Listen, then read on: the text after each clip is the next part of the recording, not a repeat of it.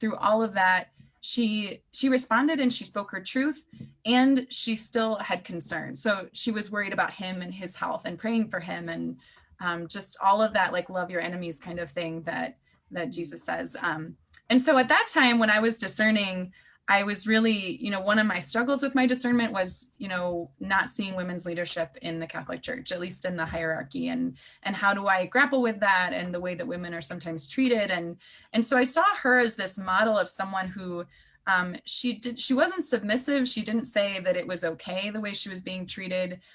She did respond, she was assertive and responded with her truth. And also with love. So she held that tension between the two. And it was something that it was a model that I really needed at that time. And so that really drew me in. Also, the time that I was discerning, I was getting really interested in eco-justice. And so I actually moved and lived on the campus. So tell us what eco-justice is. Oh, yeah. Like, what is that? What is eco-justice? So it's, like the intersection between justice and ecology. And so this idea of the way that we treat the earth, reflects whether or not we're being just. And so I spent a year, I ended up moving to St. Mary of the Woods, and I lived for a year on our farm. We have an organic farm.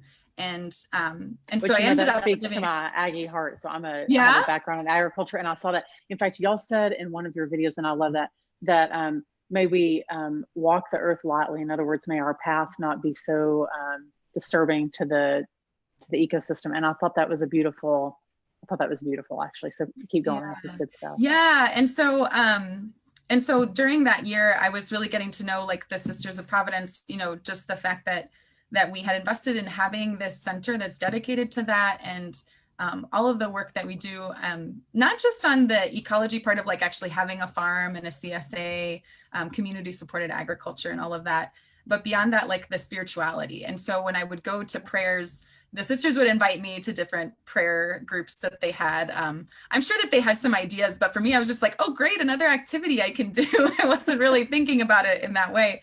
But, they would incorporate these prayers that really were touching on the beauty of God's creation and the unity among living things, and just how important that connectedness among people and animals and plants, how important that is for the health of all of us. And so that like eco-justice and that eco-spirituality like really drew my attention, and it was something that I hadn't seen before.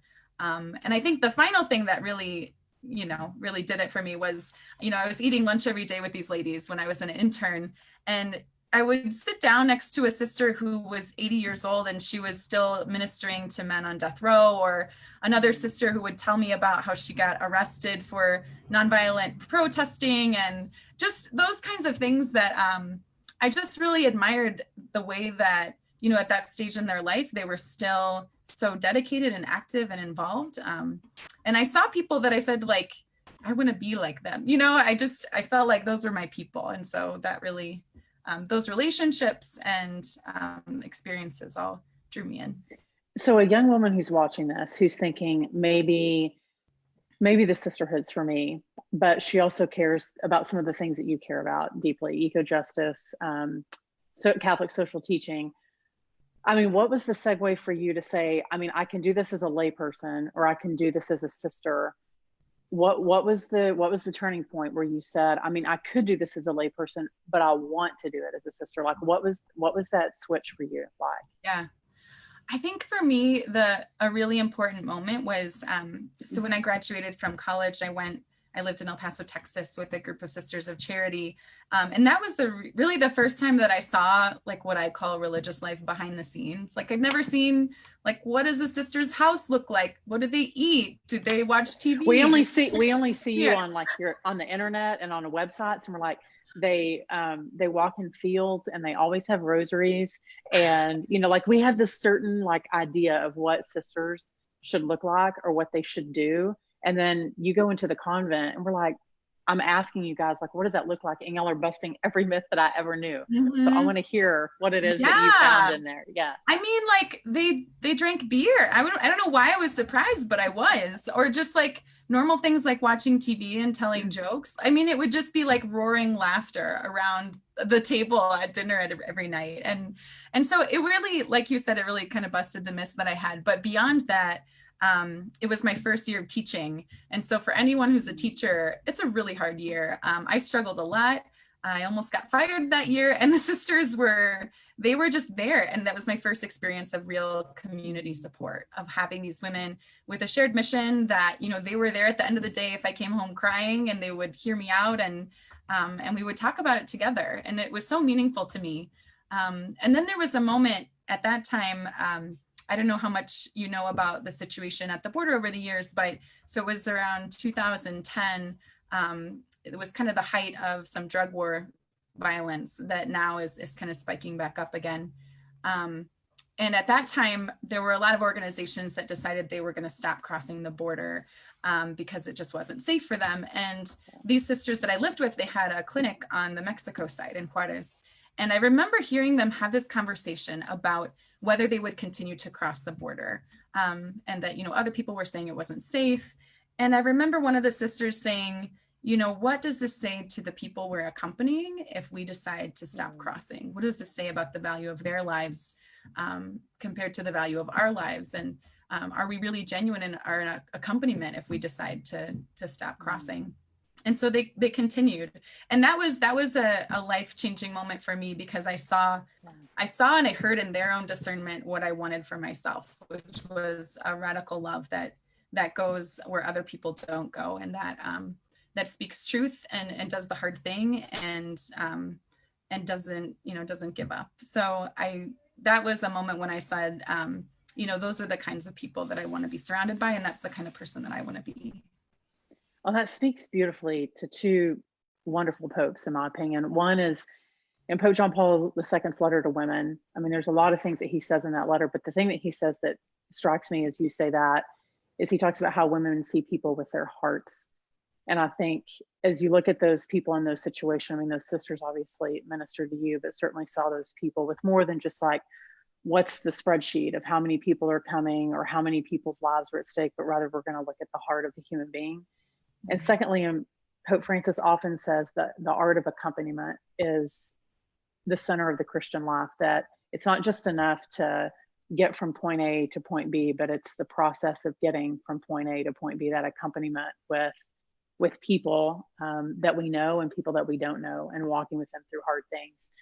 So I want to switch gears a little bit, and I want to talk a little bit about the sometimes dicey, which I still haven't figured this out, but the sometimes dicey relationship that we have with social justice teaching within the Catholic Church and within the context of the Gospels.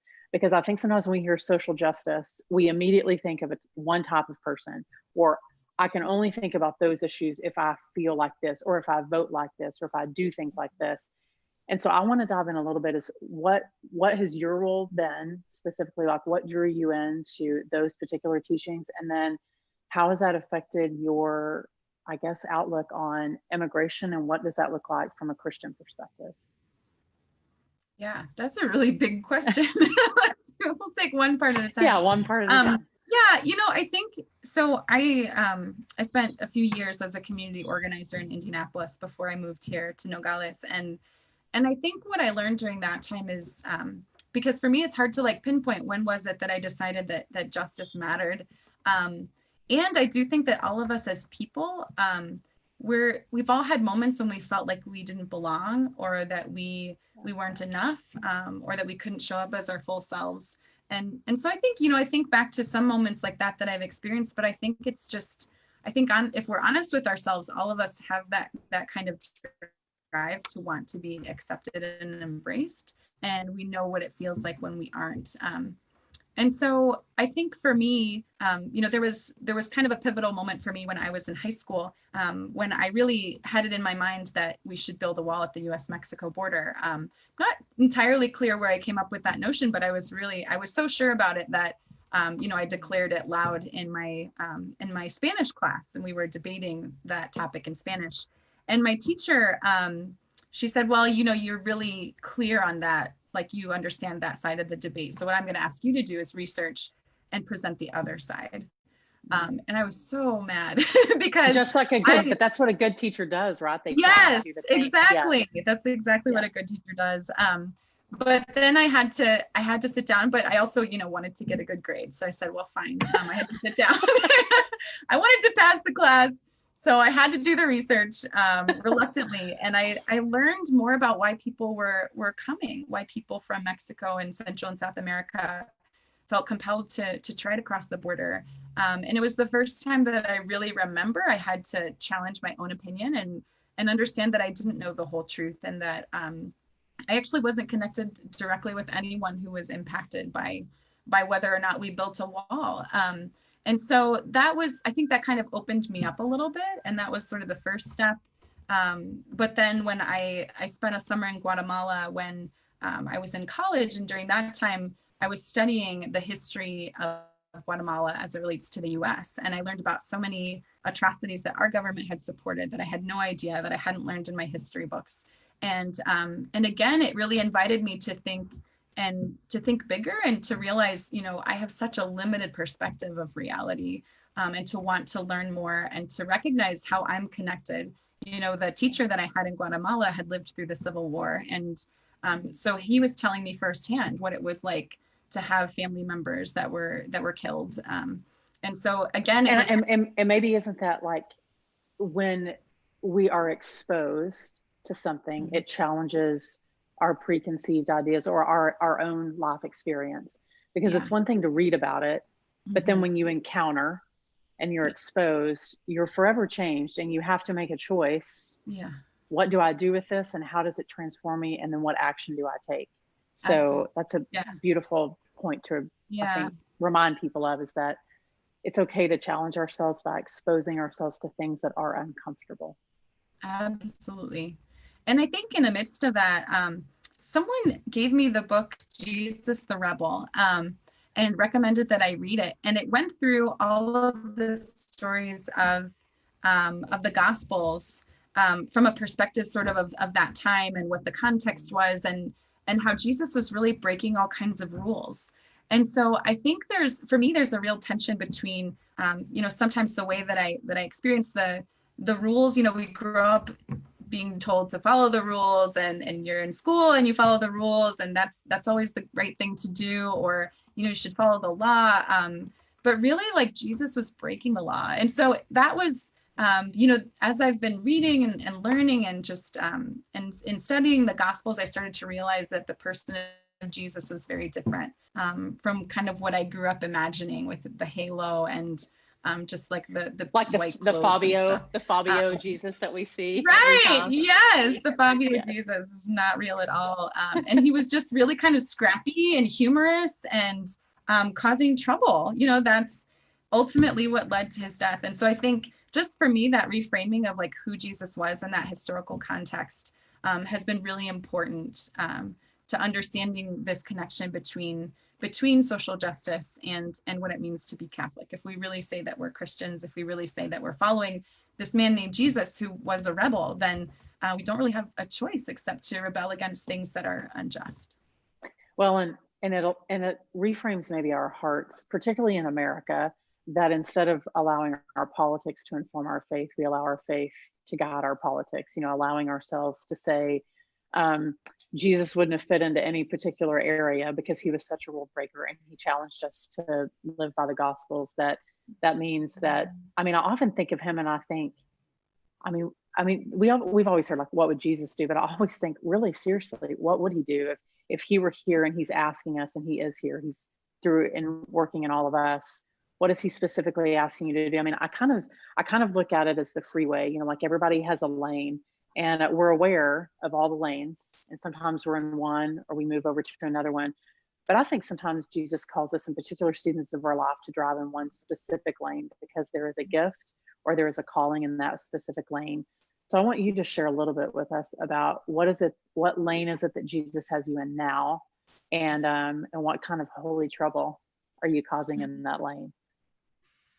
Yeah, so right now I am working as the education coordinator with the Kino Border Initiative. And so our focus is on creating just workable migration, particularly between the US and Mexico. So I'm here in Nogales, Sonora, Mexico, and I've been in this role for about a year. And my main focus is on working with groups. So it's mostly high school or college students. We have some church groups that come, inviting them to come for an immersion experience. And they get to come down to Nogales and they get to learn about the situation here in Arizona and in Sonora and meet people at our migrant center. So really like the focus of that time is creating space for these encounters, normally with people who are different from each other. And so we have people who will come, well, from all over the country, really. And, they're talking with folks who are there seeking asylum. They're talking with folks who have just been deported from the US, or folks who have been returned to Mexico under the Remain in Mexico policy. And so really the idea is, focusing on those encounters and really facilitating that. And that's kind of where the magic happens. And I think that's where it happened for me, is encountering and getting to know people who were daily facing a reality caused by our unjust immigration system. And then having the conversation. What was the biggest hurdle that you had to get over? I mean, I think intrinsically all of us as human beings are disturbed when people are hurting. It's our human nature. But how do you get past that disturbs me to I must therefore act? So how do you get past that? Like for someone who's like, I feel the call that something is wrong, but I don't know what to do. What do you tell them, sister? Yeah. Well, I think for me, as far as like mobilizing me to act, it was all about relationships. I mean, when I was teaching and in my, third month of teaching, one of my 8th graders just stopped showing up at school. I later learned that she had had a car bomb in front of her house, and that her family was being threatened by the cartel. So that shifted it from being, this is something far away from me to like, this is an empty chair in my classroom. And I think all of us have moments like that where it becomes more personal, and that happens through relationship. And so I think, everyone, we have different issues that touch us, that impact us, that we can see. And I think part of it is going out and exploring. Like, I think as I've gotten to know justice issues, I would bike or walk or drive around the city in a new way. So just opening our eyes to what's around us. Am I seeing people that are homeless in my city? And am I asking why they're homeless? Am I seeing the other ways, maybe gentrification in these neighborhoods in my city? Am I seeing, what access students have to education in different parts of town? Those kinds of things. I think it's that willingness to be open and to see and to hear. And I think, if we're taking that information in, then that just naturally compels us. And if we're present in prayer, I mean, I think all of that is accompanied by just a strong spiritual grounding, because without that, it's hard. It's hard work. Well, and perhaps that's been the gift of pandemic. I could list a whole lot of things that I have not enjoyed about pandemic life, but there have been some really beautiful fruits of pandemic life, and that it's causing us to have harder conversations and encounter and see things and pray about things and talk about things that we haven't wanted to do before. But I also think it's shifting people's hearts. And so when you go through your ministry, I mean, I'm sure that you have met lay people, but also just people in general who are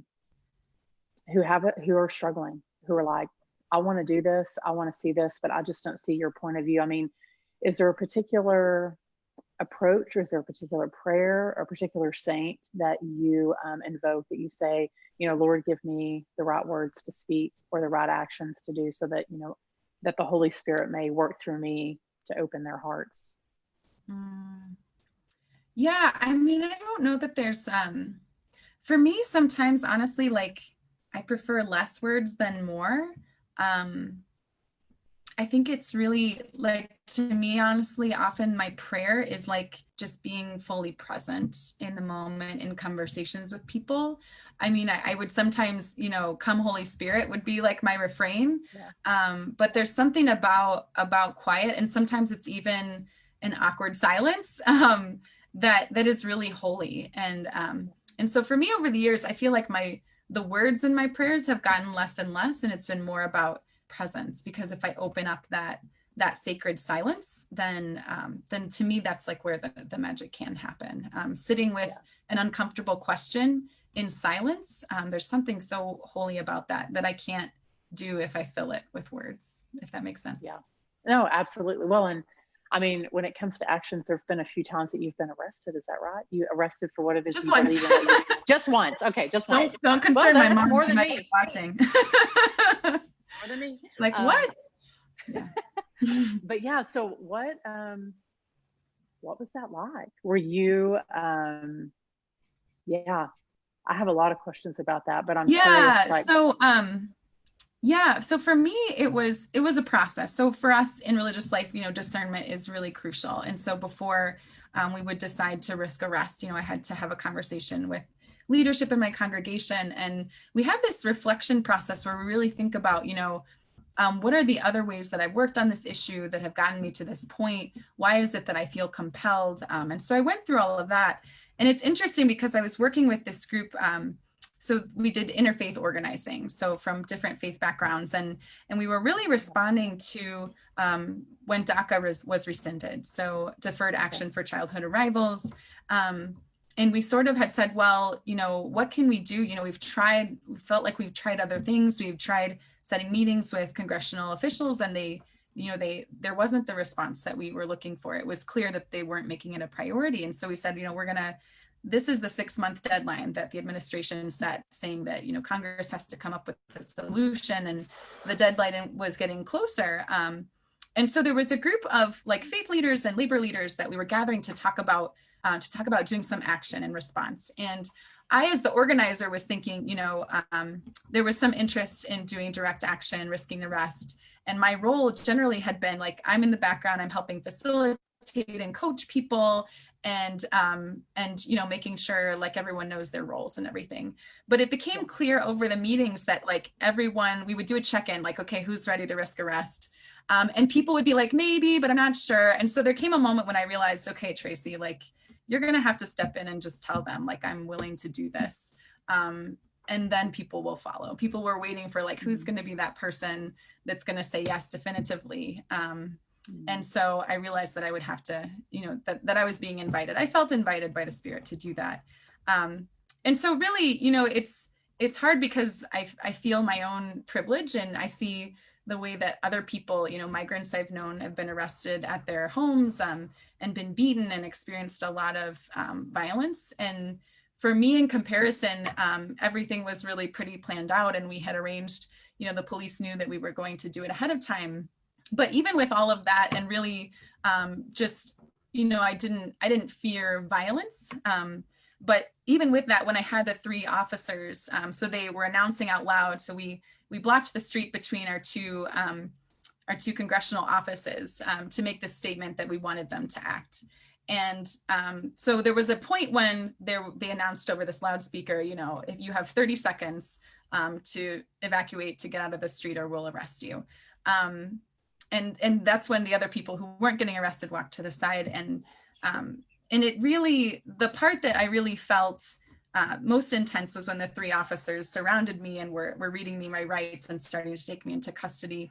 And I just remember thinking, I felt so kind of paralyzed, and I felt a fear in that moment. And I also knew that I was going to be okay. And so that's really struck me since then, thinking about, me being a white person, and me being, I was leading this organized action, and we had everything pretty coordinated, and we were all okay in the end. But if all of those things were set into motion and I still felt that amount of fear, it made me feel, it made me think a lot about other folks that are people of color who don't have the privileges I do, and what that must be like. Like, they didn't communicate with the police ahead of time when they got pulled over about how it was all going to go down. And then like in your case, it was different, but still an encounter, but also opens your eyes to, I can't imagine that there would be any time, even if I had sent, a spreadsheet to the police officers about how it was all going to go down, that I would still not feel fear, because you're not in control anymore, and you're allowing that to be turned over to someone else. That I think there's some really beautiful parallels when you were talking about, we really discerned. It's not like you just said, today we're going to go get arrested. Like, there was a process to that. And I think hopefully in our spiritual life that we also look at, not that arrest is the end goal, but that change is the end goal. And so going through a process of discernment in our own lives about whatever decisions it is that God is asking of us to make, that it's a process. It's not, we don't just fast forward to the end, but that there are steps along the way. So that was a really beautiful parallel between that. So how did you take that arrest, and how did it change? Did it change how you minister to the people that you serve? I think it really, I remember going to some gatherings, or maybe it was just mass that weekend, with some of the Mexican community that that I was working with in Indianapolis, and I think just the way that people kind of approached me or thanked me, and it wasn't something that I did for thanks, but I think there was a sense more that, like, after that happened, that people felt like I was there in the trenches with them, like being willing to do something, to have an arrest on my record. Because so often, for me, being a US citizen, being white, it's different. When I show up to an action, when I'm in public, holding a sign or something, it's a different risk that it is for me than for someone who's undocumented. And so I think after that, it felt like it was an important step for people to understand that I was willing to risk something too. Sure. Well, and God asks us to risk things in all sorts of ways. What's a cross and a risk for one person is no big deal for someone else. So he pushes us. I know that there are many ways in which your order serves the community and serves the people that you love. So I know that you mentioned prison ministry. Like, what are some of the other ways that you guys encounter people that are on the fringes that we sometimes don't like to think about, because it's so much easier, sister, to be in the middle where it's comfortable? And it sounds like you guys minister to the periphery. So I would love for you to share a little bit more about what it is that y'all do and serve those people in need. Well, one of the things I really love about our congregation is that we, every sister discerns. So, in some congregations, you would be like sent to a certain ministry or to fill a certain position that the congregation has in institutions. And we've really pretty deinstitutionalized. There was a time when we focused on education, but now it's really focused on, each sister. When I first discerned a ministry, I did a reflection process about what are my gifts, what are the needs of the world, how does this connect with Mother Theodore's story, with our charism, and then what's a job out there that lines up with those things. So I think that's really beautiful. We have sisters who are in the medical field, sisters who are social workers, sisters who do justice work like I do. And so it's really run the gamut. But I feel more and more, and since I've been in the congregation, which will be 6 years this fall, I just feel that there's this real desire to be in tune with what the need is. So even beyond like our full-time ministries showing up when things happen. So for example, there's a federal penitentiary in Terre Haute, which is the closest big city to where our mother house is. Big city is a relevant term in Indiana, but Indianapolis is the city. It is the city. That's right. But anyway, so there's a federal penitentiary there, and as you mentioned, we've been doing prison ministry there for years, and just recently they've reinstated executions at the federal level, and so that's something that for years had ended. But we've now had 3 executions, and so our sisters have made sure to show up and be a presence, and to offer support and pray both for the person being executed and for the victims and their family. And so I think one of the things I value is that being attentive in the places where we are, to the needs at the time, and being present with people. Yeah, I mean, I think, gosh, there are so many, when you say respect life within the church, I'm like, which lane are you in? There are so many opportunities for us. So many, they are interwoven. I had a friend tell me one time, she said, my faith is like a tapestry in which the threads are so interwoven, it's impossible to pull a thread out. You can't, because it's the whole picture.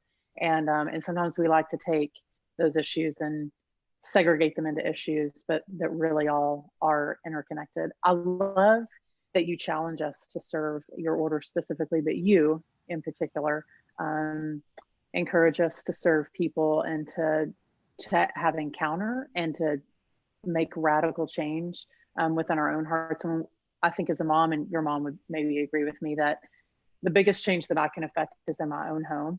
I don't know what God has planned for my children. Well, we have 6, so I got a lot of choices, but I have no idea what he's going to do with those 6 children. But I imagine that if your mom is watching this, that she looks at you and she said, all those years that we poured into our family, she now looks at you and she says, now my daughter gets to go out and affect change. So that's a beautiful thing. I hope for a young woman who's watching, or maybe a mom who's watching, who thinks, I don't know if sisterhood is for my daughter, or I don't know if sisterhood is for me, that there is a place for women in the church, and there are lots of places for women in the church for us to use our voices. Um, it's a needed message. I think I'm going to switch over, unless there's anything else that you wanted to add to that. I know we have some questions, and I don't want to. All right, so so as the sister of St. Mary of the Woods, have you done any mission work in Indiana and abroad that you can share? So this person's interested in volunteering as a student of Palm Beach Atlantic University, but with COVID, there may not be opportunities to do that. So any advice or suggestions that you have? Yeah, so it depends on your definition of mission work. I think that's really evolved for me over time, because I think being in places where you might be uncomfortable, or where you're with people who are different from you, is always mission. So yes, there's mission work to do in Indianapolis. One of the ministries that we have there for folks who are local to Indiana, we have a center called Miracle Place, which right now I'm assuming is closed because of COVID, but we have an after school center for kids, and then they have a senior program as well for adults in that area. And so that's a place where often we have volunteers that come. Beyond that, there's really, I mean, when I think about, for me, I sought out this ministry. And so I, did kind of a Google search, and I think there are a number of different resources that are helpful for finding things that you're interested in. I think what makes it mission is what you bring to it. And so being open to being changed by the people that you're working with, and learning and growing, I think, is what makes it mission. The Google sisterhood, like things that didn't exist whenever sisters first started. Oh my gosh, no, I love that. I mean, what I'm fascinated with is that young women are called to the sisterhood, that they look at this and think, I mean, I could do that. Not that it's, and I've visited with sisters before, that this wasn't your plan B. Like, well, that relationship didn't work out with that guy, or I'm going to be single for the rest of my life. But yet sisterhood was the plan. Like, that was the plan A. Like, that was the one that Jesus was like, I need you over here. I mean, you're still a baby sister. So, so you have not taken perpetual vows. Is that right? That's right. So I'm temporary professed. Okay. So when will final vows come for you? Well, I'm still discerning that. So I'm actually planning to apply for tertianship, which for us is the year in preparation for final vows this fall. And so God willing, primero Dios, we would say, in summer of 2022 would be sort of my timeline, but the Spirit always moves in different ways. So how long from the time that you said sisterhood maybe to when you actually entered the convent? What was that timeline like? Yeah, it depends, because there were so many moments when I would feel something or hear or read something and be like, wow. And then I would be like, good one, God, I'm gonna not do that. That's hilarious. So, I mean, the first time I really started seriously thinking about it, I guess, was when I graduated college and was living with sisters. So, so it would have been about, carry the one, 5 years or so. Carry the one. Did you teach math, sister, or no? I did, actually. I taught middle school math for a couple of years. You're like, my mom is a middle school teacher, and I believe that is a calling, because middle school, I got some middle schoolers in my house, and they were tricky. That's a fun age. Yes, those middle schoolers. It is actually. I found it very entertaining. We played lots of games. That was my trick. Yeah. So I won't tell you where this question came from. So, but I hear before you became a sister that you had like a celebration. Can you tell us about that celebration? Yes. I'm trying to think of which celebration you're talking about, because there's more than one. We know how to party really well. Are you talking about my nunchlerette party? Yes, I am talking about that. Yes. Yeah. So it's funny because there was like this, I remember talking about, because, for me to try to explain to my family, like make parallels with marriage, like, okay, I'm engaged now, and like, okay, this is, we're just dating right now with the congregation, to try to help them understand. And so I think when I was getting ready for vows, we had talked about, at one point I talked with my sister about my blood sister, just to clarify, like well, for people who are getting married, they would have like a bachelorette party. And so like, do you do that? And I was like, well, no, not really. I'm not really interested in like fancy lingerie. That wouldn't be useful for me. But and so we came up with this idea of like, oh, we should do a nunchlerette party and all of this. And so they actually, my friends, like some of the sisters and some of my friends and two of my blood sisters surprised me. And I just showed up for what I thought was just, we were going out for dinner. And they were all there and they had like a sash that said SP to B. And it just was really, it was really wonderful. So we like played games and just had a great time. But it was really nice to like, for me, it was more like ritualizing that moment of like, you know, preparing to take that next step and take vows. And that for me, it was a commitment that was meaningful. Yeah, it's a radical life change. No matter what vocation you choose, you're stepping into a whole new life, but a really blessed one. I love that. So I'm assuming that Tracey is your given name, your baptismal name. So maybe do sisters in your particular order, do you keep your baptismal name or do you change your names? Like if you're a Sister of Providence, what do you do? Yeah, so we keep our baptismal name. And there was a time in our congregation, and there are still some sisters that they changed their names when they took vows, but then some have gone back after Vatican II and some have kept that religious name that they took, So how many sisters are with you in Mexico, and then how many are in like the order in general?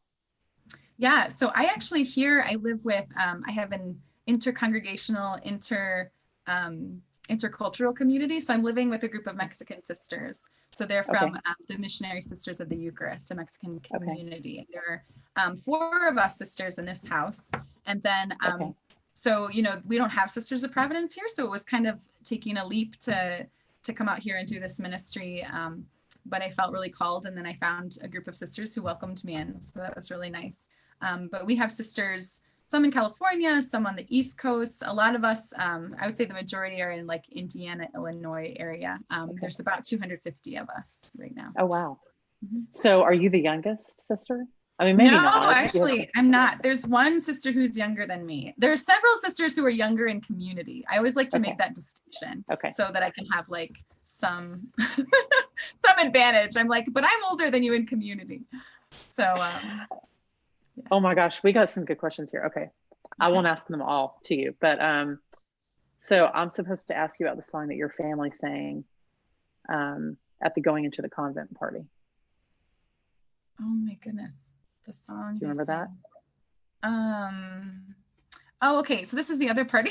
We like to have parties. Look at you in all parties. I love it. Jesus likes to party. I mean, come on. So we had this going to the woods party that my family threw for me. That was like when I was moving to the mother house for the first time.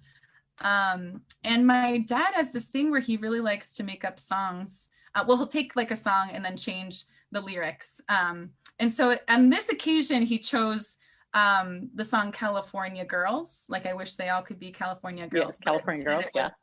I wish they all could be Providential nuns. So the verses were all like, nah, the charity sisters in it. So it was like, yeah, it was kind of impressive. My siblings of my generation, I was kind of disappointed they didn't know the song that well. They were really...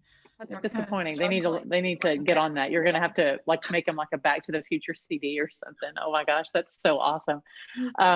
Yeah. So speaking of family, did you, how much time away did you spend when you initially went into the convent? What was your communication like between your family and then being in the convent? Yeah, it was, for our congregation, I think it's more like the onus is kind of put on us to really be discerning. I keep coming back to that word discerning, but it wasn't really like I was cut off in any way. It was more like, you know, I was encouraged to be attentive, like you're entering into this really intentional time. And so to be like, when I'm there, to be spending time with the sisters I'm with and not, you know, just on my phone all the time. And so, you know, I continued to be in touch with them, probably weekly with my parents, I would say, mostly on the phone. And then, yeah, that's kind of continued. It hasn't really changed for me. I think my second year as a canonical novice, it's more of an intentional year. They call it sort of a year-long retreat. So there's more rules around it, mostly to just kind of guard that time, because it's the only year you'll have to really dive deep into your prayer life and your presence with God and learning about yourself. And so I think during that time, that was when I really had to, I went longer without actually visiting home. So I would still, Sure. talk to my parents on the phone now and then, and my siblings as well, but I didn't go home as often. The nice thing is that our mother house is in Indiana as well. And so there were times when I could go for something like for the day and not have to take like full days away. But that was the year where it was a little more limited. It was really more intentional, trying to be present.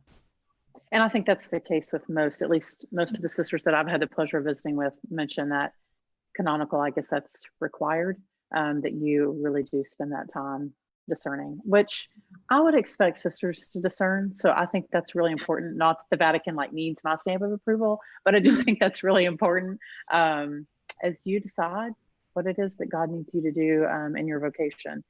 Let's see. Oh, all right. So this is a great question, actually. So there are a lot of congregations that maybe are more well known, either because of the habit they wear or the apostolate or the ministry that they serve. So this particular order, obviously we talked about the ages of that. There's a few sisters that are younger, but what was it that drew you to this particular one, even though there may not have been like a rash of 20-year-olds all banging on the convent door saying, "Let us in"? What was it that drew you specifically to this one as opposed to some of those others? Well, COVID, I do think that, like after big events, like after 9/11, some World Youth Days, we see surges in religious. So it'll be interesting to see what happens after this. Yeah. They could be. Get ready. I warned you. Okay. We have plans, don't worry. Good, I love it. I think for me, one thing that was really helpful is it was more about the authenticity. So like, yes, we have less younger members, but the sisters who are younger, who have joined within the last, 10, 15 years, we have kind of our own little cohort, and everyone is there because they're really choosing, and there's like a real authenticity and desire to grow and to be part of this mission, this vision of who the church can and should be. And so I think it was that, honestly, like getting to know really well, like some of the younger, newer members, and seeing their passion and the way that they lived their lives, their prayer life, their ministries, and just the kind of people that they were. So it's interesting because people will ask that question, like, aren't you worried? Our median age is 78, like that's part of our reality. And I see so much possibility and also so much richness in the legacy of our older sisters, and just all that they've taught me. And so it's something that, I think about from time to time, but I trust, because this path has been so weird and it could only have been driven by God. And so all of the things that led me here, I trust that it's where I'm supposed to be. I'll ask you one last question before I want to be respectful of people's time. So walk us through just a normal, like if I'm Sister Tracey, what does my day look like as a sister? Yeah, so this year, it's different depending on where I'm living. So like my answer now would be different from like March of 2019. And so I usually get up around 5, and I would maybe make breakfast for the sisters that I live with. And then we would have prayer together at 6. And then we would eat breakfast together at 6:30. And then around 7, we go to the migrant center.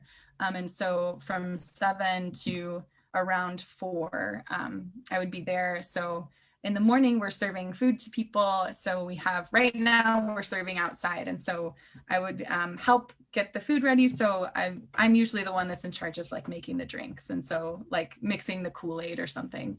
When you said drinks, I was like, what kind of drinks are we doing at 7 a.m.? Oh, no, sorry.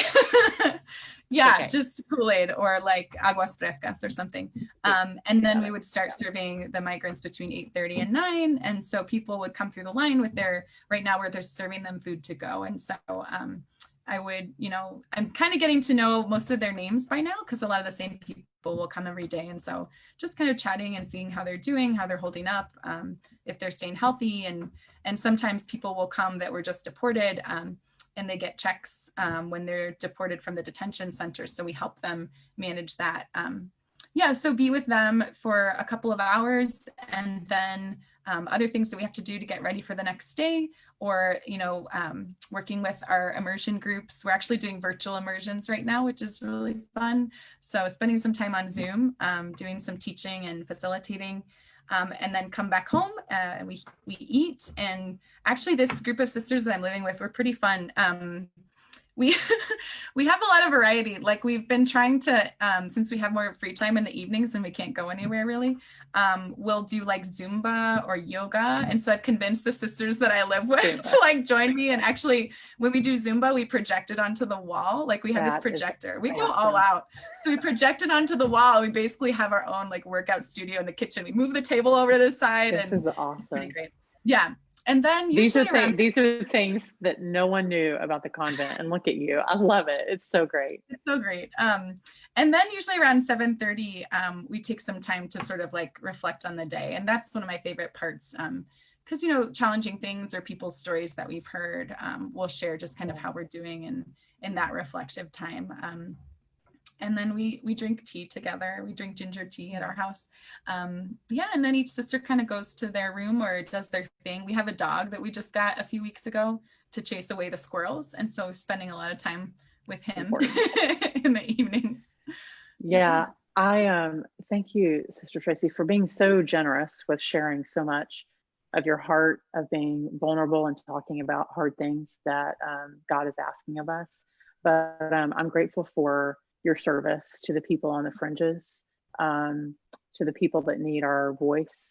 That's a good and worthy gift. And I know that's not just you. I know that you're representative of a larger order, of a group of sisters who have dedicated their lives to doing that. And so I'm deeply grateful for the example that you give to those of us who are raising sisters that can come beat down your doors in a few years. But I'm deeply grateful, and certainly grateful to your order for asking me to step in and just chat with you.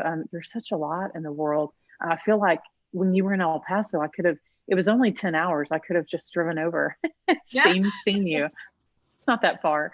Well, and you but thank you. At one point too. So. This is true. So if someone's watching and they want to know more about your order, where can they find you online, and who should they talk to? Yeah, so our website is spsmw.org. I'm guessing that someone could type that in the chat box. But you can also just Google Sisters of Providence, which is what I would do because I'm lazy. And Sister Joni Luna is our vocations director, and she's been great with accompanying people who are interested. And I think, honestly, I would just encourage young women to just sort of just explore. I think I remember when I was looking at different congregations, I had this fear of like, if I started the process and then changed my mind, people would be disappointed, or, really, like, sisters want people to follow their call. They want people to find their truest selves and where God is going to work most wonderfully in them. And so I would just encourage people to be willing to ask questions and explore, and just trust that that God will kind of lead that path, and not be afraid to just try it out. Mm-hmm. Yeah, you're not trying to recruit people against their will. You're trying to open their hearts to what it is God wants. So maybe always remember that. Right. Well, thank you so much, Sister Tracey. This was beautiful. I loved it. Thank you, Kathryn. And to Sister Joni, who's behind the scenes, and everybody else that made this happen, thank you so much. I appreciate it. All right. Of course. Have a lovely evening. All right. See y'all later. Too. Bye-bye.